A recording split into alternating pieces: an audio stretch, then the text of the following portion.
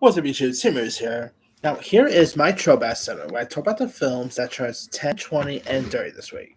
Not anything to really go by here, but the films celebrating their 10th anniversary. Oh boy, we got we got one of the awful films of that year, Frankenstein. Now, the film tells the story of Adam, Frankenstein's monster, who embarks on a dangerous journey to stop evil demons and their ruthless leader from taking over the world. This was directed by Stuart Battle and was based on a graphic novel here by Kevin Guerrero, who also actually worked on a couple of the Saw films. You also had like Aaron Eckhart being the monster, Bill Nye, Jai Courtney. You had some cool stuff going for this. This was one of the worst movies I saw that whole year. It was awful. The performances is great. The visuals wasn't all that terrific. Aaron Eckhart, I mean, he really needs a new agent. Like, I don't know what he's been doing lately. Like, it's a shame that because Aaron Eckhart's a great actor, but seeing him do like some of these not so great stuff, like Frankenstein, has been disappointing to say the least. So, yeah, this one, whew, I mean, 2014 saw like not one but two monster based films, Frankenstein and Dracula Untold. Both weren't so great. So, yeah, anyway.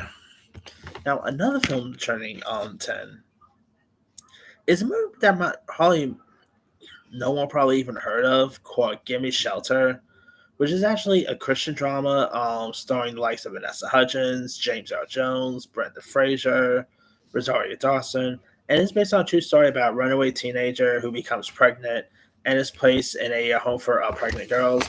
This movie is actually really good. I mean, Vanessa Hudgens, I thought she was terrific in this. She really played her part very well here. James Earl Jones was great. Brandon Fraser plays like her dad in this. He's terrific. He's always great.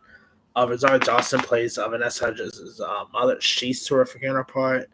Yeah, I mean, this movie, like this and Spring Breakers, were really two of the films that really showed that Vanessa Hudgens was just not Gabriella from High School Music anymore. Like, she definitely has some range, and it really showed it. So if you guys haven't seen Gimme Shelter, give it a go. It's a really decent love flight.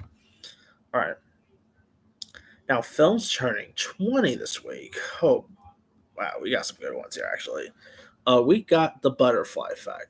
Now, this, of course, stars Ashton Kutcher as a college student, Evan Treborn, who is afflicted with headaches so painfully that he frankly blacks out. And, of course, he is also able to travel back to time in difficult moments of his childhood.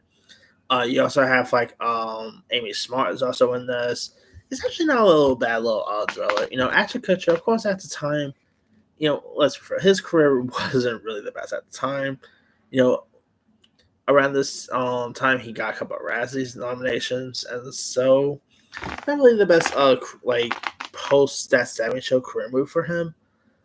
But The Butterfly Effect was really the film that really showed that Ashton Kutcher was just not the guy from That 70 Show anymore, or like Dude, Where's My Car, or even Cheap by Dozen. He really had some cool acting chops, and I actually thought he was really solid in this.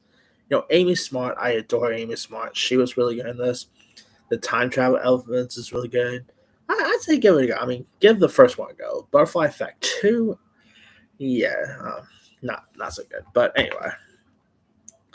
Now, another film turning 20. Speaking of That 70 Show, by the way, we got Win a Date with Ted Hamilton. Now, this was directed by Robert Lunatic and starred the likes of, Ashton Kutcher's That 70 Show co-star Topher Grace. So pretty much that day, it was like That 70 like funny that both Topher Grace and Ashton Kutcher both had a film opening up on the same day, and they were both on That 70 Show together. Looking back, that actually is a little funny there. You also had the likes of Kate Bosworth, Josh Duhamel. This was actually, I believe, the movie that really put Josh Duhamel on the map for most people. Jennifer Goodwin was also in this. Sean Hayes, Nathan Lane. And the film follows like a small town girl played by Kate Bosworth, who wins like a contest for a date with a male celebrity played by Josh Duhamel, and a love triangle forms between the girl, the star, and the girl's best friend played by Grace. This is a really nice little rom-com. Of course, this was one of the few films that put Kate Bosworth on the map. For most people, of course, I believe at the time she was doing Blue Crush and stuff like that. And I actually thought her part was pretty good in this. Nathan Lane was pretty good. This is like one of the best rom coms of all time, but it's actually really decent, cute, charming, and worth checking out. Now, not only anything should go by the 30-year one, but the film that turns 30 is Intersection, which stars Richard Gere, directed by Mark Mardell. It has Sharon Stone in it, Landau, and it's also a remake of a French film here. And if you guys don't know much about the story of this, both it's pretty much filmed and set at Vancouver, British Columbia, and it's about like an architect played by Richard Gere, who um who of course as his classic Mercedes 28 as roadster hurls into like collision at the intersection. And so like there's flashes through like key moments in his life, including his marriage to like this beautiful Harris played by Sharon Stone, as well as an affair with a travel writer played by Lolita Davidovich.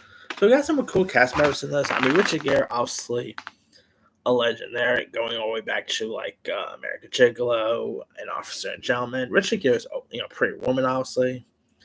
He's always so iconic, but yeah, not everything he was in was the best, and this was one of them. Definitely one of the worst movies of 1994. It just was literally boring. Did not really make much sense of, I mean, granted, it's been a while since I've seen this, but I remember when I first saw this one, it's definitely not Richard Gere's best effort. So, yeah, probably skip this and just watch his classics like, Pretty Woman, Officer and Gentleman, American Gigolo is a great one.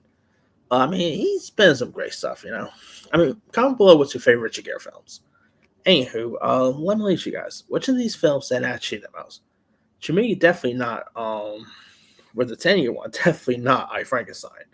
The 10-year one, obviously, I'm gonna go with Gimme Shelter. The 20-year one, I'm actually gonna go with the Butterfly Effect, and nothing really for the 30 one, because yeah, Intersection is definitely not it. But drop comments below. Don't forget to like, subscribe, hit that bell for notification. This is Simi Sion.